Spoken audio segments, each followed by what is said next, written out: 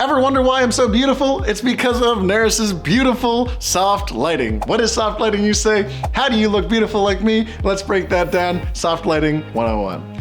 Soft lighting is a quality of light that refers to light that tends to wrap around its objects and cast diffused shadows with soft edges. It is also the opposite of hard light, but we'll get to that in another video. So, what is soft light used for? Well, foremost, if you're using it as your main key, soft light will help you create light that has minimal or less noticeable shadows. Generally, because soft light wraps around its subject better than hard light, you're going to want to choose soft light in instances when you want to hide unflattering or undesirable textures. Think Bob Ross here. Since the layering of shadows and bright spots are what create depth in a subject, you're going to want to minimize that effect. You want a light that fills in those shadows as much as possible. In beauty lighting, for example, you can use soft light to hide wrinkles, curves, or traditional signs of aging that would normally be emphasized.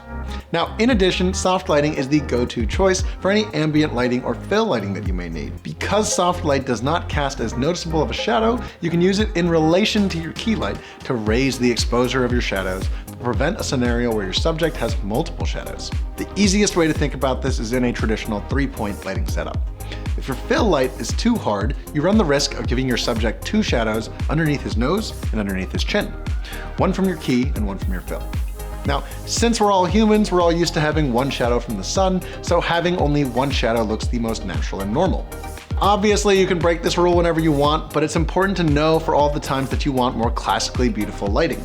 Likewise, if you're lighting for a white site type scenario, you'll want to only use soft lighting a lot of the time to create a shadowless look. This can be seen in the matrix of space lights or large diffusion that will hang above most white site walls. In addition to creating shadowless or shadow minimal light, soft light is also perfect for when you want to move lights but don't want your audience to notice. If you think about a traditional walk and talk, you'll know that the camera moves with the subjects while they walk towards the lens. But how do you keep them beautifully lit even while the subject and the camera are both moving? The key is in soft lighting, which is why you'll often see these scenes lit by either a moving bounce board or a large soft source like a china ball or a softbox. Remember that what gives away the movement of lights is the shadow that moves with the fixture. So by choosing a light that doesn't emit a noticeable shadow, the illusion remains intact.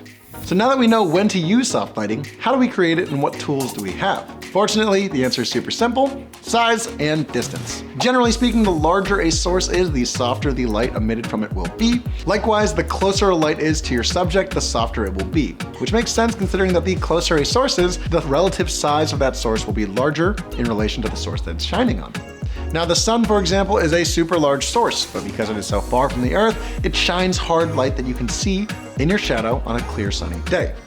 As far as tools go, the easiest method of creating soft light is via diffusion, specifically a softbox that can attach directly to your fixture and transform it into a large light source. If you need an even wider, even 360 spread of soft light, you could try using a space light or a gem ball or a china ball. These are perfect for table scenes.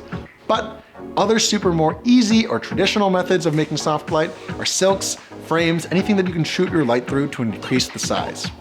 In addition to that, you could also try using bounce board lighting, such as bouncing it off of beadboards, walls, or anything that'll make that illumination bigger. So there you have it, soft lighting 101, but what is your favorite use of soft lighting? Tell us in the comments below, and the best answer is going to win a Light Dome Mini and a Space Light, 2 of the soft lighting attachments that we make ourselves at Aputure. But think of something creative, hit that subscribe button, and we'll catch you guys next time.